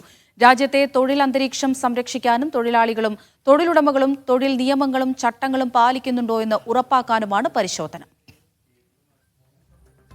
തിരികെ സ്വാഗതം BDS ടവറിലേക്ക്. നമുക്കറിയാം, കഴിഞ്ഞ 2 വർഷമായി പശ്ചിമേഷ്യ യുദ്ധഭീതിയിലായിരുന്നു. ഇസ്രായേൽ ഗസയിൽ നടത്തുന്ന ആക്രമണങ്ങളെ തുടർന്ന് വലിയ രീതിയിൽ അത് വിപണിയിലും പ്രതിഫലിക്കുന്ന കാഴ്ചകളൊക്കെ നമ്മൾ കണ്ടിട്ടുമുണ്ടായിരുന്നു. പക്ഷേ ഈ പ്രതിസന്ധിയിലും ഖത്തറിന്റെ GDP കരുത്ത് കാട്ടുകയാണ് എന്നാണ് അവിടെ നിന്ന് ലഭിക്കുന്ന വിവരങ്ങൾ. 2024 2.4% വർധനയാണ് ഉണ്ടായിരിക്കുന്നത് എന്നാണ് മനസ്സിലാക്കുന്നത്. വിശദമായി തന്നെ പരിശോധിക്കാം. ജീന മട്ടന്നൂർ ചേരുന്നുണ്ട്. ജീന, നിലവിൽ എങ്ങനെയാണ് ഖത്തറിന്റെ ഒരു GDP നിരക്ക് എന്ന് പറയുന്നത്? ഇനി എന്തൊക്കെ ലക്ഷ്യങ്ങളാണ് ഖത്തർ മുന്നോട്ട് വെക്കുന്നത്? അമൃത, തീർച്ചയായും അമൃത നേരത്തെ സൂചിപ്പിച്ചതുപോലെ തന്നെ യുദ്ധമടക്കമുള്ള പല പ്രതിസന്ധികൾ ഉണ്ടായിരുന്നു ഖത്തറിന് മുന്നിൽ. പക്ഷേ ഈ പ്രതിസന്ധികളെല്ലാം തരണം ചെയ്തുകൊണ്ട് ഈ പ്രതിസന്ധികൾക്കിടയിലും വലിയ രീതിയിലുള്ള സമ്പദ് വ്യവസ്ഥയിലുള്ള വളർച്ചയാണ് ഇപ്പോൾ ഖത്തറിൽ റിപ്പോർട്ട് ചെയ്തിട്ടുള്ളത്. കഴിഞ്ഞ വർഷം 2024 അതിസമ്പന്ന രാജ്യങ്ങളുടെ പട്ടികയിൽ 5ാം സ്ഥാനത്ത് ഖത്തർ ഇടം പിടിക്കുകയും ചെയ്തിരുന്നു. ഇനി നമുക്ക് ഇപ്പോഴത്തെ കണക്കുകൾ നോക്കുകയാണെങ്കിൽ ഖത്തർ സമ്പദ് വ്യവസ്ഥയിൽ നേരത്തെ അമൃത സൂചിപ്പിച്ചതുപോലെ കോവിഡിന് ശേഷം ഒക്കെ ഈ ഒരു കണക്ക് അങ്ങനെ തന്നെയായിരുന്നു. പ്രധാനമായും ഈ സമ്പദ് വ്യവസ്ഥയിൽ വലിയ രീതിയിലുള്ള മെച്ചം അന്ന് തന്നെ കാണിച്ചിരുന്നു. സുസ്ഥിരമായ ഒരു വികസനം ഖത്തറിൽ ഉണ്ടാകുന്നു എന്നതിന്റെ സൂചനയായിരുന്നു അന്നും ഉണ്ടായിരുന്നത്. ഏതായാലും പ്രതിസന്ധിയിലും ഖത്തർ കരുത്തു കാട്ടിയിരിക്കുകയാണ്. 2024 GDP-യിൽ 2.4% 2024 വർധന. അതിപ്പോൾ 2025 2ാം പാദത്തിൽ തന്നെ 1.9% വളർച്ചയാണ് രേഖപ്പെടുത്തിയിട്ടുള്ളത്. എണ്ണ ഇതര മേഖലയിലും വലിയ രീതിയിലുള്ള വളർച്ച റിപ്പോർട്ട് ചെയ്തിട്ടുണ്ട് എന്നതാണ് ഏറ്റവും പ്രധാനപ്പെട്ട കാര്യം. ഇനി ഖത്തറിന്റെ നിലവിലെ GDP പരിശോധിക്കുകയാണെങ്കിൽ $218 ബില്യൺ GDP ആണ് നിലവിലുള്ളത്. ആളോഹരി GDP ആണെങ്കിൽ $76,275 എന്നിങ്ങനെയാണ് ഇപ്പോൾ നിലവിലെ ഖത്തറിന്റെ GDP. ഇനി ആഗോളതലത്തിൽ ഖത്തറിന്റെ GDP-യുടെ നിരക്കിൽ ആഗോളതലത്തിൽ 4ാം സ്ഥാനത്താണ് ഖത്തർ നിൽക്കുന്നത്. ഇത് സൂചിപ്പിക്കുന്നത് പ്രധാനമായും ഖത്തറിലെ ജനതയുടെ ഉയർന്ന ജീവിത നിലവാരത്തെ സൂചിപ്പിക്കുന്നതാണ് ഏറ്റവും പ്രധാനപ്പെട്ട കാര്യം. 10 അതിസമ്പന്ന രാഷ്ട്രങ്ങളിലൊന്നായി ഇതോടെ ഖത്തർ മാറിയിട്ടുണ്ട്. ഈ ഒരു കണക്കുകൾ പുറത്തുവിട്ടത് ഖത്തർ അമീറാണ്. ഇന്നത്തെ സമ്മേളനത്തിലാണ് അദ്ദേഹം ഈ ഒരു കണക്കുകൾ പുറത്തുവിടുകയും ചെയ്തിട്ടുള്ളത്. ഏതായാലും കയറ്റുമതി കരുത്ത് എന്തൊക്കെ ഘടകങ്ങളാണ് പ്രധാനമായും ഈ സമ്പദ് വ്യവസ്ഥയിൽ അല്ലെങ്കിൽ ഇവരുടെ സമ്പദ്ഘടന വളരാനുള്ള ഒരു സാഹചര്യം ഒരുക്കിക്കൊടുത്ത് നമ്മൾ നോക്കുകയാണെങ്കിൽ ഏറ്റവും പ്രധാനപ്പെട്ട കാര്യം കയറ്റുമതി കരുത്ത് തന്നെയാണ്. അതിൽ ദ്രവീകൃത പ്രകൃതിവാതകം LNG, അസംസ്കൃത എണ്ണ ഇവയുടെ കയറ്റുമതിയാണ് പ്രധാനമായും ഈ ഒരു സമ്പദ് വളർച്ചയിൽ മുഖ്യ പങ്ക് വഹിച്ചതെന്നാണ് ഖത്തർ അമീർ ഇന്ന് പറഞ്ഞത്. ഏതായാലും പെട്രോളിയം ഉൽപ്പന്നങ്ങളുടെ കയറ്റുമതിയുടെ 60%-ലേറെയും LNG ആയിരുന്നു എന്നതാണ് ഏറ്റവും പ്രധാനപ്പെട്ട കാര്യം. ഇനി മറ്റൊരു പ്രധാനപ്പെട്ട കാര്യം എന്ന് പറയുന്നത് പ്രവചനങ്ങൾ. ഇനി ഖത്തറിന്റെ ഭാവി എന്തായിരിക്കും എന്നുള്ള പ്രവചനങ്ങളാണ്. ഞാൻ നേരത്തെ സൂചിപ്പിച്ചതുപോലെ തന്നെ 2024 അതിസമ്പന്ന രാഷ്ട്രങ്ങളുടെ പട്ടികയിൽ ഖത്തർ ഇടം പിടിക്കുന്നു. നേരത്തെ അമൃത സൂചിപ്പിച്ചതുപോലെ യുദ്ധമടക്കമുള്ള അല്ലെങ്കിൽ കോവിഡിന് ശേഷമൊക്കെ വളരെ രീതിയിലുള്ള തകർച്ച പല രാജ്യങ്ങളടക്കം ഉണ്ടായിട്ടുണ്ട്. പക്ഷേ ഖത്തർ അതിനെല്ലാം തരണം ചെയ്ത് ആ പ്രതിസന്ധിയെല്ലാം മറികടന്നുകൊണ്ട് അവരുടെ സമ്പദ് വ്യവസ്ഥ ഒരു സുസ്ഥിരമായ നിലയിലേക്ക് ഇപ്പോഴും പോയിക്കൊണ്ടിരിക്കുന്നതിന്റെ സൂചനയാണ്. ഇനി അടുത്ത വർഷം വരാനിരിക്കുന്ന കണക്കുകളും പ്രവചനങ്ങളും നോക്കാം. 2026 6.1% വളർച്ച കൈവരിക്കുമെന്നാണ് IMF പറയുന്നത്. 6.5% വളർച്ച നേടുമെന്ന് ലോകബാങ്കും പ്രവചിക്കുന്നുണ്ട്. ഒപ്പം 5.5% വളർച്ചയെന്ന് സ്റ്റാൻഡേർഡ് ചാർട്ടേർഡും റിപ്പോർട്ട് ചെയ്യുന്നുണ്ട്. അമൃത, ശരി, നന്ദി ജീന. ഏതായാലും ജീന മട്ടന്നൂരാണ് വിശദമായ വിവരങ്ങൾ പങ്കുവച്ചത്. ഭൂമിയുടെ ചരിത്രം പറയുന്ന നാച്ചുറൽ ഹിസ്റ്ററി മ്യൂസിയം അടുത്ത മാസം അബുദാബിയിൽ തുറക്കും. നവംബർ 22 മുതൽ സാദിയാത്ത് കൾച്ചറൽ ഡിസ്ട്രിക്റ്റിലെ മ്യൂസിയത്തിലേക്ക് പൊതുജനങ്ങൾക്ക് പ്രവേശനം അനുവദിക്കും. ഗൾഫ് മേഖലയിലെ ഏറ്റവും വലിയ നാച്ചുറൽ മ്യൂസിയമാണിത്. ചിറാനോസറസ്, ദിനോസർ, നീലത്തിമിംഗലം എന്നിവയുടെ കൂറ്റൻ അസ്ഥികൂടം എന്നിവ മ്യൂസിയത്തിലെ അപൂർവ കാഴ്ചകളായിരിക്കുമെന്ന് അബുദാബി മീഡിയ ഓഫീസ് അറിയിച്ചു. UK-യിലെ ആദ്യ സാങ്കേതിക സർവകലാശാല സ്ട്രാത്ത് ക്ലൈഡിന്റെ ബ്രാഞ്ച് ഇനി റിയാദിലും. ഇന്ന് നടന്ന മന്ത്രിസഭാ യോഗത്തിൽ സൗദി രാജാവ് മുഹമ്മദ് ബിൻ സൽമാനാണ് സർവകലാശാലയുടെ റിയാദ് ബ്രാഞ്ചിന് അംഗീകാരം നൽകിയത്. സാങ്കേതിക വിദ്യയുടെയും ഗവേഷണങ്ങളുടെയും കേന്ദ്രമായ സ്കോട്ട്ലൻഡിലെ സർവകലാശാല advanced engineering, manufacturing, advanced science and technology മേഖലയിലാണ് ശ്രദ്ധേയം. ബയോടെക്നോളജി, ആരോഗ്യ സാങ്കേതിക വിദ്യകൾ, പുനരുപയോഗ ഊർജ്ജം എന്നിവയിലാണ് ഗവേഷണങ്ങൾ നടക്കുന്നത്. AFC ചാമ്പ്യൻസ് ലീഗിൽ അൽ നസർ FC ഗോവ മത്സരം നാളെ. ഗോവയിലെ ഫത്തോഡ സ്റ്റേഡിയത്തിൽ രാത്രി 7:15 മത്സരം. മത്സരത്തിനായി അൽ നസർ താരങ്ങൾ ഗോവയിലെത്തി. സൂപ്പർ താരം ക്രിസ്ത്യാനോ റൊണാൾഡോ ഇല്ലാതെയാണ് അൽ നസർ കളിക്കാനിറങ്ങുന്നത്. ഗ്രൂപ്പ് ഡിയിൽ 6 പോയിന്റോടെ നിലവിൽ അൽ നസറാണ് ഒന്നാമതുള്ളത്. FC ഗോവയ്ക്ക് പോയിന്റൊന്നുമില്ല. മൂന്നാമത് ഏഷ്യൻ യൂത്ത് ഗെയിംസിൽ കുറാഷ് ഗുസ്തിയിലൂടെ ഇന്ത്യയ്ക്ക് ആദ്യ മെഡൽ. 15 വയസ്സുകാരിയായ ഖുഷിയാണ് കുറാഷ് മത്സരത്തിൽ വെങ്കലം നേടി ഇന്ത്യയുടെ മെഡൽ നേട്ടത്തിന് തുടക്കം കുറിച്ചത്. എക്സിബിഷൻ വേൾഡ് ബഹ്റൈനിൽ നടന്ന വനിതകളുടെ 70 കിലോ വിഭാഗം മത്സരത്തിലാണ് ഖുഷി മെഡൽ സ്വന്തമാക്കിയത്. ഗൾഫ് പര്യടനത്തിന് തുടക്കം കുറിച്ച കേരള മുഖ്യമന്ത്രിയുടെ ആദ്യ പര്യടനം തന്നെ കനത്ത പരാജയമായതായി ബഹ്റൈനിലെ വിവിധ UDF അനുകൂല പ്രവാസി കൂട്ടായ്മകളുടെ വിലയിരുത്തൽ. മുഖ്യമന്ത്രി പ്രവാസി വിഷയങ്ങളിൽ നിന്ന് ഒളിച്ചോടിയത് ശരിയായില്ലെന്ന് OICC കുറ്റപ്പെടുത്തി. മുഖ്യമന്ത്രി പിണറായി വിജയന്റെ ബഹ്റൈൻ സന്ദർശനം ബഹിഷ്കരിച്ച KMCC ബഹ്റൈൻ തീരുമാനം 100% ശരിയെന്ന് തെളിഞ്ഞിരിക്കുകയാണെന്ന് KMCCയും വ്യക്തമാക്കി.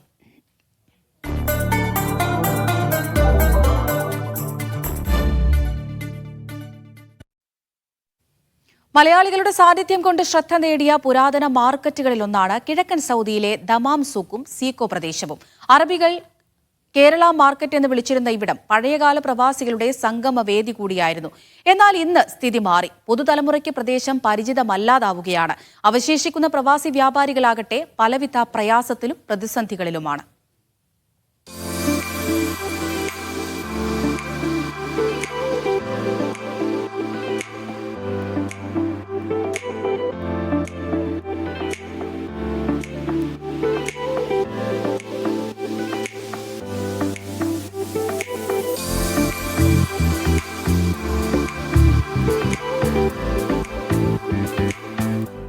ദമാമിലെ മുൻകാല പ്രവാസികൾക്ക് ഏറെ സുപരിചിതമായ ഒരിടമാണ് ദമാം സൂക്കും സീക്കോ ഏരിയയും.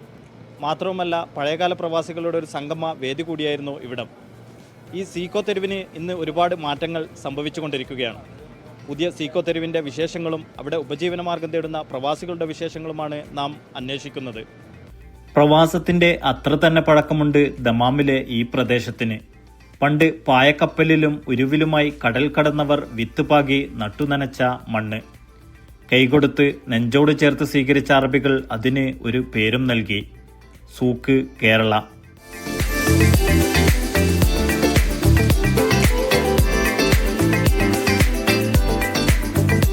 ആദ്യകാലങ്ങളിൽ നമ്മുടെ പ്രവാസികൾ, പ്രത്യേകിച്ച് മലയാളികൾ, ഇന്ത്യക്കാരായ മറ്റുള്ളവരെല്ലാം തന്നെ കേന്ദ്രീകരിച്ചിരുന്നത് ലീവ് ദിവസങ്ങളിൽ കേന്ദ്രീകരിച്ച് വരികയും സംസാരിക്കുകയും എല്ലാം ചെയ്തിരുന്നത് ഈ സീക്കോ പരിസരത്തായിരുന്നു. കാരണം അന്ന് കാലത്ത് നമ്മളെ സംബന്ധിച്ചിടത്തോളം നാട്ടിൽ നിന്ന് നമുക്കറിയാം എല്ലാവരും കത്തുകൾ കൊടുത്തയക്കുകയും പാർസൽ കൊടുത്തയക്കുകയും അതുപോലെ തന്നെ നാട്ടിലേക്ക് പോകുന്ന ആളുടെ അടുത്ത് ഒരു അട്ടി കത്തുകളുണ്ടാവും, പിന്നെ പാർസലുകൾ, അതിനെല്ലാം എല്ലാവരും കേന്ദ്രീകരിച്ച് വന്നുകൊണ്ടിരുന്നത് ഈ ദമാം സീക്കോ പരിസരത്തായിരുന്നു. നാട്ടിലെ കവലകളെ അനുസ്മരിപ്പിക്കും വിധം വാരാന്ത്യങ്ങളിൽ മലയാളികളുടെ സംഗമ വേദി കൂടിയായിരുന്നു സീക്കോ. നാട്ടിലെ ജനന മരണ വാർത്തകൾ, കല്യാണം, രാഷ്ട്രീയ മാറ്റം തുടങ്ങി ചൂടുപിടിച്ച ചർച്ചകൾക്ക് കാതോർത്തിരുന്ന തെരുവ്. മുമ്പ് പറഞ്ഞു കഴിഞ്ഞാൽ സീക്കോ എന്ന് പറഞ്ഞു കഴിഞ്ഞാൽ മലയാളികൾക്ക് ഒത്തുകൂടാനും, ഇപ്പോൾ നമുക്ക് ഫോണും കാര്യങ്ങളൊന്നും ഇല്ലാത്ത കാലത്ത് എല്ലാവർക്കും ഒത്തുകൂടാനും, ഒരു വെള്ളിയാഴ്ചകൾ എന്നൊക്കെ പറഞ്ഞു കഴിഞ്ഞാൽ പുറത്തുനിന്നൊക്കെ ആളുകൾ വരികയും ഇവിടെ ഒത്തുകൂടുകയും ഒന്നിച്ചൊരു ഭക്ഷണം കഴിച്ചൊരു ചായ കുടിച്ചൊക്കെ പിരിയുന്ന അതിനൊക്കെ ഉപയോഗിച്ചിരുന്ന സ്ഥലമായിരുന്നു സീക്കോ. ഇപ്പോൾ ശരിക്കും പറഞ്ഞു കഴിഞ്ഞാൽ ഈ മാർക്കറ്റിനെ കുറിച്ച് പുതിയ തലമുറയ്ക്ക് അല്ലെങ്കിൽ പുതിയ പ്രവാസികൾക്കൊന്നും അറിയില്ല എന്നുള്ളതാണ്. അവധിക്ക് നാട്ടിലെത്തുന്ന പ്രവാസിയേക്കാൾ ബന്ധുക്കളും നാട്ടുകാരും കണ്ണുനട്ടിരുന്ന ഗൾഫുകാരൻ്റെ പെട്ടികളെ സമ്പന്നമാക്കിയതും ഇവിടെ നിന്നായിരുന്നു. പ്രത്യേകിച്ച് നമ്മുടെ ഈ ഒരു ഏരിയയിൽ എന്ന് പറഞ്ഞാൽ ഫുള്ള് മലയാളീസാണ് കൂടുതൽ കച്ചവടം ബിസിനസ്സും ചെയ്യുന്നത്. എല്ലാ സാധനങ്ങളുണ്ട്. എന്ന് വെച്ചാൽ നാട്ടിലേക്ക് പോകുന്ന പണ്ടത്തെ ട്രഡീഷണൽ ആയിട്ടുള്ള ലുങ്കി, അങ്ങനത്തെ സാരി, അങ്ങനത്തെ എല്ലാ ഐറ്റംസുകളും ഈ ഒരു മാർക്കറ്റിൽ വന്ന അവൈലബിൾ ആണ്. മാത്രമല്ല നമ്മളിപ്പോൾ ഈ നാട്ടിൽ ട്രെൻഡിങ് ആയിട്ടുള്ള ഡ്രസ്സുകളെല്ലാം ഇപ്പോൾ ഇവിടെ അവൈലബിൾ ആണ്. അതൊന്നും ഈ പുറത്തെ മാർക്കറ്റിലുള്ള ആളുകൾക്ക് അറിയുന്നില്ല എന്നുള്ളതാണ് പ്രധാന ഒരു വിഷയം. പ്രതാപം കുറഞ്ഞ മാർക്കറ്റിനെ തിരിച്ചുപിടിക്കാനുള്ള ശ്രമത്തിലാണ് നഗരസഭയും അധികൃതരും. മാർക്കറ്റിന്റെ പുനരുദ്ധാന പ്രവൃത്തികൾ പൂർത്തീകരിച്ചു വരികയാണ് ഇപ്പോൾ. നൂറുകണക്കിന് വാഹനങ്ങൾ പാർക്ക് ചെയ്യാനുള്ള പാർക്കിംഗ് സൗകര്യത്തോടു കൂടിയാണ് വിപുലീകരണം.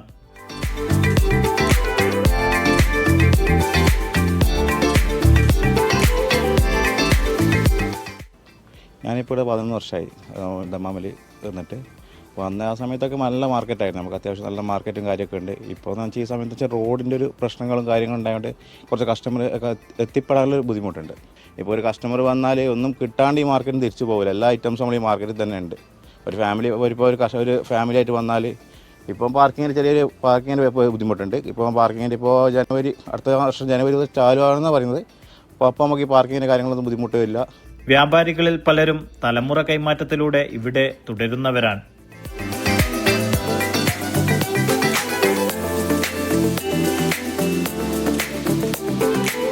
ചെറുപ്പം മുതലേ ഫാദറിൻ്റെ കൂടെ വന്നിട്ട് പിന്നെ എനിക്കറിയാൻ പറ്റും ഈ മാർക്കറ്റിൻ്റെ ഒരു സ്ഥിതി. പണ്ടൊക്കെ പറഞ്ഞാൽ ഒരുപാട് ആൾക്കാർ വന്നിരുന്നതാണ്. അതേമാതിരി പ്രവാസി പട്ടിക, നമ്മളെ പണ്ടത്തെ നൊസ്റ്റാൾജിക് പ്രവാസികൾ നാട്ടിൽ കൊണ്ടുപോകുന്ന വെക്കേഷൻ ഐറ്റംസ് എന്തെല്ലാം സാധനങ്ങളുണ്ടായിരുന്നു അതെല്ലാം ഈ മാർക്കറ്റിൽ അവൈലബിൾ ആണ്.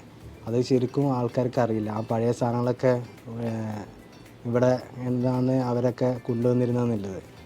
അപ്പോൾ ഇവിടെ വന്നാൽ നിങ്ങൾക്ക് അതെല്ലാം എക്സ്പീരിയൻസ് ചെയ്യാൻ പറ്റും, അതെല്ലാം മേടിക്കാൻ പറ്റും.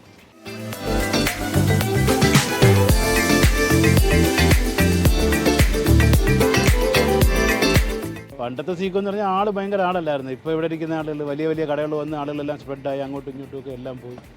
ഇപ്പോൾ കുറച്ച് കച്ചവടം കൊണ്ട് ചിലവിനുള്ള പൈസയുള്ള കാര്യങ്ങൾ നടക്കും, അത്ര തന്നെ ഉള്ളത്. അറിയത്തില്ല ഇപ്പോൾ മാർക്കറ്റ് എങ്ങനെയാണെന്നുള്ള അവർക്ക് അറിയത്തില്ല. ഈ പഴയ ആൾക്കാർക്കാണെങ്കിലേ അറിയാൻ പറ്റുള്ളൂ. പുതിയ ആൾക്കാർക്കൊന്നും ഇത് അറിയാം. അവരെല്ലാം വലിയ വലിയ ഹൈപ്പറും സൂപ്പറുമായിട്ട് ഇങ്ങനെ അങ്ങ് മാറി പോവുകയാണ് ചെയ്യുന്നത്.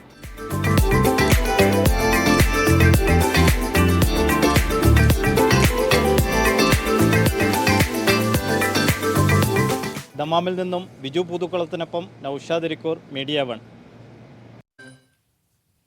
ദുബൈയിൽ നടക്കുന്ന ക്യാൻസർ ആൻഡ് ഓങ്കോളജി അന്താരാഷ്ട്ര കോൺഫറൻസിൽ മലയാളി ഗവേഷകയ്ക്ക് അംഗീകാരം. വായിലെ ക്യാൻസർ നേരത്തെ തിരിച്ചറിയാൻ സഹായിക്കുന്ന നവീന സംവിധാനത്തെക്കുറിച്ചുള്ള അവതരണത്തിനാണ് കോഴിക്കോട് സ്വദേശിനി ആഷിക ഷിറിന് അവാർഡ് ലഭിച്ചത്. മികച്ച അവതരണത്തിനുള്ള ബെസ്റ്റ് പോസ്റ്റർ അവാർഡാണ് ആഷിക നേടിയത്. ചെന്നൈയിലെ Saveetha institute of medical and technical സയൻസിലെ ഗവേഷകയാണ് ആഷിക. 10ൽ കൂടുതൽ രാജ്യങ്ങൾ പങ്കെടുക്കുന്ന വിവിധതരം സെഷനുകളിലായിട്ടുള്ള 2 ദിവസത്തെ പരിപാടിയായിരുന്നു. അതിൽ പോസ്റ്റർ പ്രസന്റേഷനാണ് എനിക്ക് അവാർഡ് കിട്ടിയിട്ടുള്ളത്. ഓറൽ ക്യാൻസർ നമ്മുടെ നാട്ടിൽ പ്രത്യേകിച്ച് ഇന്ത്യയിൽ ഏറ്റവും കൂടുതലായിട്ട് വരുന്ന ഒരു ക്യാൻസറാണ് ഓറൽ ക്യാൻസർ എന്ന് പറയുന്നത്.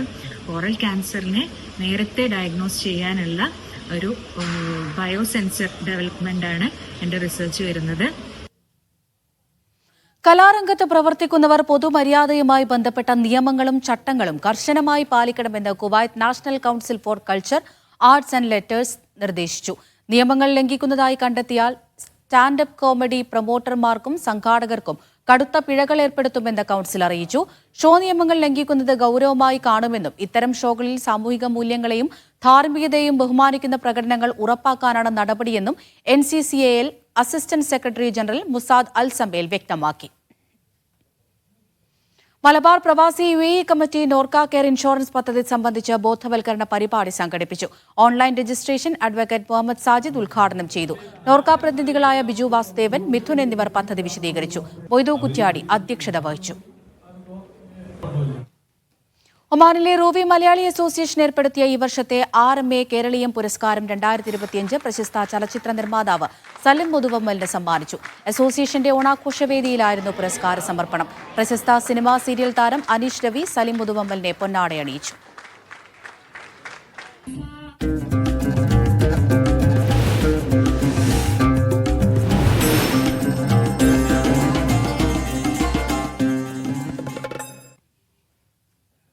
ഒമാനിലെ ഏറ്റവും ആകർഷകമായ ബീച്ചുകളിൽ ഒന്നാണ് ഖന്തം. പരമ്പരാഗത മത്സ്യബന്ധനത്തിന്റെ മനോഹാരിതയും ടൂറിസവും ഒരുമിച്ച് ചേരുന്ന മസ്കത്തിലെ തീരപ്രദേശം. പാറക്കെട്ടുകളിൽ ഒളിഞ്ഞിരിക്കുന്ന ഖന്തം ഒമാനിലെത്തുന്ന വിനോദസഞ്ചാരികൾ നിർബന്ധമായും എത്തുന്ന ഇടം കൂടിയാണ്. പഞ്ചാരമണലും നീലക്കടലും ബോട്ടിങ്ങും അങ്ങനെ മനോഹരമായ ബീച്ചുകളിൽ ഒന്നാണ് ഖന്തം. ഖന്തമിലേക്കുള്ള യാത്ര തന്നെ അതിമനോഹരമാണ്. വളഞ്ഞുപുളഞ്ഞ മലയോര പാതയിലൂടെയുള്ള ഡ്രൈവിംഗ്, കുത്തനെയുള്ള മല കയറും, പിന്നെ ഒരു ഇറക്കം. കാത്തിരിക്കുന്നത് മലയിടുക്കിനുള്ളിൽ ഒരു ബീച്ച്, പാറക്കെട്ടുകളും പച്ചകലർന്ന വെള്ളവും കൊണ്ട് ചുറ്റപ്പെട്ട ഖന്തം.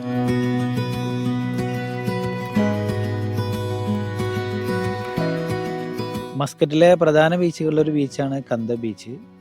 ഇവിടെ പ്രധാന മാർഗം ഇവരുടെ ഫിഷിങ്, അതേപോലെ തന്നെ ടൂറിസ്റ്റുകളെ ബോട്ടിൽ ബോട്ട് യാത്ര അങ്ങനെയുള്ള കാര്യങ്ങളൊക്കെയാണ്. അത് ചെറിയ ചെറിയ ദ്വീപ് പോലുള്ള സംഭവങ്ങളൊക്കെ ഉണ്ട്. അപ്പോൾ അവരിവിടുന്ന് ബോട്ടിൽ കൊണ്ടുവിട്ടിട്ട് പിന്നെ അവിടുത്തെ കയാക്ക് കാര്യങ്ങൾ ചെറിയ ഒരു എൻ്റർടൈൻമെൻറ്റും കാര്യങ്ങളൊക്കെ ഉണ്ട് ഇവിടെ. പരമ്പരാഗത മത്സ്യബന്ധന സമൂഹത്തിന്റെ മനോഹാരിത കൂടിയുണ്ട് ഈ ഗ്രാമത്തിൽ.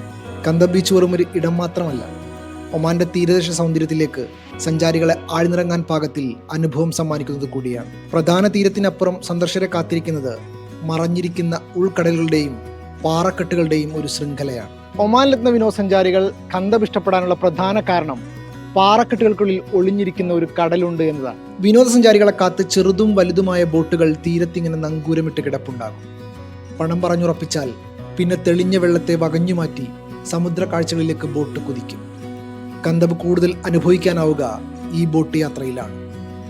ഒമാൻ തണുത്തു തുടങ്ങുന്ന മാസങ്ങളിലാണ് കന്ദബിലേക്കും ബോട്ട് യാത്രക്കും പറ്റിയ സമയം. കന്ദബ് ബീച്ച് ഞങ്ങൾ വീക്കെൻഡിലൊക്കെ വരുന്ന ഒരു പ്ലേസ് ആണ്. നല്ല ബ്യൂട്ടിഫുൾ ആണ്. നമുക്ക് ഫാമിലി ആയിട്ട് കൂളായിട്ട് വരാൻ പറ്റിയൊരു സ്ഥലമാണ്. ഒരു സൈലന്റ് ആയിട്ടുള്ള ഒരു അറ്റ്മോസ്ഫിയർ ആണ്. ഇപ്പോൾ മെയിനായിട്ട് പറയുന്നത് ബീച്ചിൽ നമ്മളെ ടൂറിസത്തിൻ്റെ പാക്കേജായിട്ട് ഇവർ കൊടുക്കുന്ന ബോട്ടിംഗ് സവാരി, അത് നല്ല രസമാണ്. ഞാനൊക്കെ പോയിട്ടുണ്ട്. ഒരു തവണ നമ്മൾ എക്സ്പ്ലോർ ചെയ്ത് കഴിഞ്ഞാൽ വീണ്ടും ചെയ്യാൻ വേണ്ടി തോന്നും. പിന്നെ പെരുന്നാളിൻ്റെ സമയത്തൊക്കെ ഭയങ്കര തിരക്കാണ് ഇവിടെ. അധികം മലയാളീസ് തന്നെയാണ് ഈ ഭാഗത്തൊക്കെ ഉണ്ടാവാറ്. സൂര്യൻ മറഞ്ഞാൽ തീരം മറ്റൊരു അത്ഭുതം കാത്തുവച്ചിട്ടുണ്ടാകും. ഒഴുകി വരുന്ന തിരമാലകൾ നീല നിറത്തിൽ മിന്നിത്തുടങ്ങും. കടലിലെ ബാക്ടീരിയ, ഫംഗസ്, ആൽഗ പോലെയുള്ള സൂക്ഷ്മജീവികൾ പ്രകാശം പുറത്തുവിടുന്ന കവരിന്റെ കാഴ്ചയാണ്. Media 1 Muscat. സാഹോദര്യം എന്ന ആശയത്തിൽ ഓണോത്സവം സംഘടിപ്പിച്ച നടുമുറ്റം ഖത്തർ. അബൂഹമൂറിലെ ഐഡിയൽ ഇന്ത്യൻ സ്കൂളിലാണ് പരിപാടി. സാമൂഹിക സാംസ്കാരിക മേഖലകളിലെ നിരവധി പ്രമുഖർ ആഘോഷത്തിൽ പങ്കെടുത്തു. ഓണാഘോഷത്തിന്റെ പാരമ്പര്യം വിളിച്ചോതുന്ന നിരവധി കലാപരിപാടികളും കായിക മത്സരങ്ങളും ഓണോത്സവത്തിൽ അരങ്ങേറി. വിപുലമായ ഓണസദ്യയും ഒരുക്കിയിരുന്നു.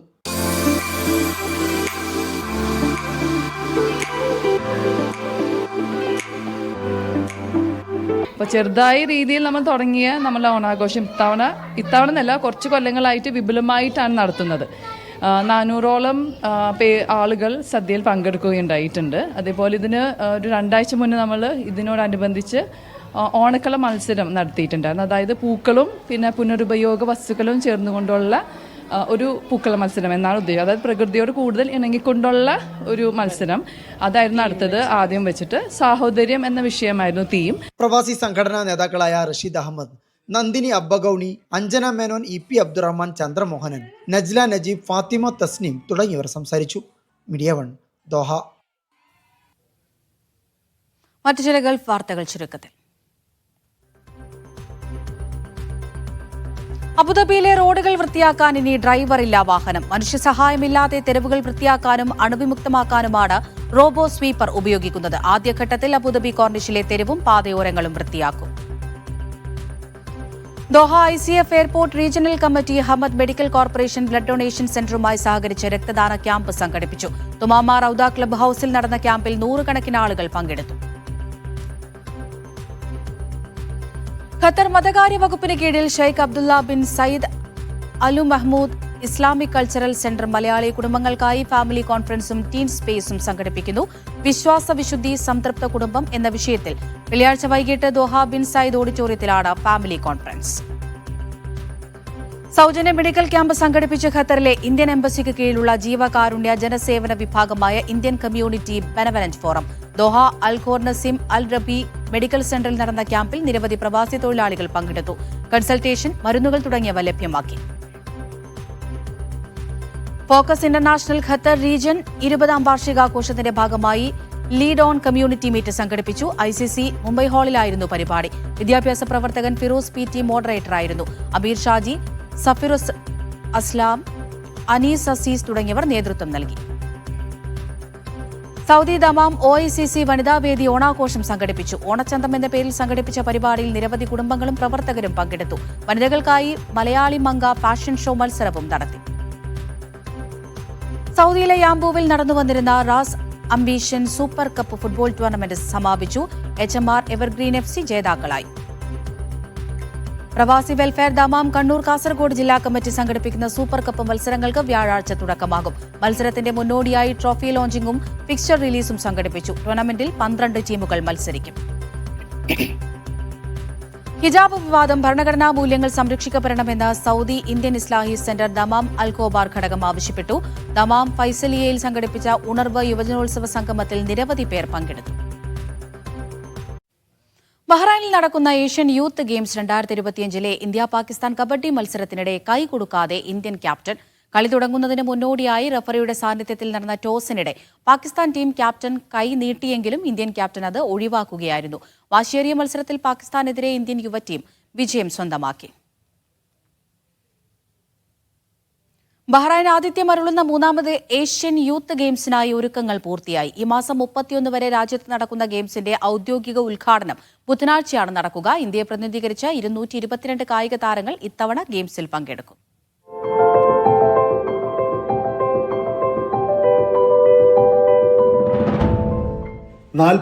രാജ്യങ്ങൾ, 4300-ലധികം യുവ അത്ലറ്റുകൾ. ലോകത്തിന്റെ വിവിധ ഭാഗങ്ങളിൽ നിന്ന് യുവ കായിക താരങ്ങൾ മത്സരിക്കാനെത്തുന്ന ഏഷ്യൻ യൂത്ത് ഗെയിംസിനായി ബഹ്റൈൻ പൂർണ്ണ സജ്ജമായി. രാജാവ് ഹമദ് ബിൻ ഈസ അൽ ഖലീഫയുടെ രക്ഷാകർതൃത്വത്തിൽ നടക്കുന്ന കായികമേളയുടെ ഔദ്യോഗിക ഉദ്ഘാടനം ബുധനാഴ്ച നടക്കാനിരിക്കെ അന്താരാഷ്ട്ര കായികമേളക്കായി വൻ തയ്യാറെടുപ്പുകളാണ് രാജ്യത്ത് നടന്നത്. ലോജിസ്റ്റിക്സ്, ടീം മാനേജ്മെന്റ്, രാജ്യാന്തര ഏകോപനം തുടങ്ങിയ എല്ലാ മുന്നൊരുക്കങ്ങളും അവസാന ഘട്ടത്തിലാണ്. Athletics, basketball, badminton, volleyball, cycling, handball, taekwondo, ഗുസ്തി തുടങ്ങി 26 ഇനങ്ങളിലായി 2000-ഓളം മെഡലുകൾക്കായി താരങ്ങൾ മാറ്റുരക്കും. പ്രധാന വേദിയായ ഈസ സ്പോർട്സ് സിറ്റിയിലാണ് അത്ലറ്റിക്സ്, വോളിബോൾ, ബാഡ്മിന്റൺ മത്സരങ്ങൾ നടക്കുക. വിവിധ മത്സര ഇനങ്ങൾക്ക് എക്സിബിഷൻ വേൾഡും വേദിയാകും. ഏഷ്യൻ യൂത്ത് ഗെയിംസിന്റെ ചരിത്രത്തിൽ ആദ്യമായി ഇൻഡോർ ഉദ്ഘാടന ചടങ്ങും ബുധനാഴ്ച എക്സിബിഷൻ വേൾഡിൽ നടക്കും. ബഹ്റൈൻ നാഷണൽ സ്റ്റേഡിയത്തിലാണ് ട്രാക്ക് ആൻഡ് ഫീൽഡ് മത്സരങ്ങൾ. ഉദ്ഘാടന ചടങ്ങ് ബുധനാഴ്ചയാണെങ്കിലും ആൺകുട്ടികളുടെ ഹാൻഡ്ബോൾ, വോളിബോൾ, കബഡി തുടങ്ങിയ നിരവധി മത്സരങ്ങൾ ഇതിനകം ആരംഭിച്ചിട്ടുണ്ട്. ഗെയിംസിനായുള്ള തയ്യാറെടുപ്പുകൾക്ക് Sheikh Khalid bin Hamad Al ഖലീഫയുടെ നേതൃത്വത്തിലുള്ള സംഘമാണ് നേതൃത്വം നൽകുന്നത്. Siraj Pallikkara, media 1, Bahrain. സൗദിയിലെ റിയാദിലും നഗരത്തിന്റെ ഉൾപ്രദേശങ്ങളിലുമുള്ള വയനാട് ജില്ലക്കാരുടെ കൂട്ടായ്മയായ വയനാട് പ്രവാസി അസോസിയേഷൻ നിലവിൽ വന്നു. മലസിൽ ചേർന്ന പൊതുയോഗത്തിൽ അസോസിയേഷന്റെ പ്രഥമ കമ്മിറ്റി തെരഞ്ഞെടുക്കപ്പെട്ടു. കുഞ്ഞി മുഹമ്മദ് തലപ്പുഴയാണ് പ്രസിഡന്റ്. ജനറൽ സെക്രട്ടറിയായി വർഗീസ് പൂക്കോളയും തെരഞ്ഞെടുക്കപ്പെട്ടു. പ്രവാസികളുടെ പുനരധിവാസവും ക്ഷേമവും ലക്ഷ്യം വെച്ചാകും സംഘടനാ പ്രവർത്തനമെന്ന് തെരഞ്ഞെടുപ്പിന് ശേഷം ഭാരവാഹികൾ പറഞ്ഞു. സലാലയിലെ വിനോദസഞ്ചാര കേന്ദ്രമായ ഐൻ ഗർസീസിൽ സന്ദർശിക്കുന്നതിനിടെ അപകടത്തിൽപ്പെട്ട് ചാവക്കാട് സ്വദേശി മുങ്ങി മരിച്ചു. തളിക്കുളം സ്വദേശി പൂക്കലത്ത് ഹാഷിമാണ് മരിച്ചത്. സലാലയിലെ ആദ്യകാല പ്രവാസികളിൽ ഒരാളായ അൽഹഖ് അബ്ദുൽ ഖാദറിന്റെ മകനാണ്.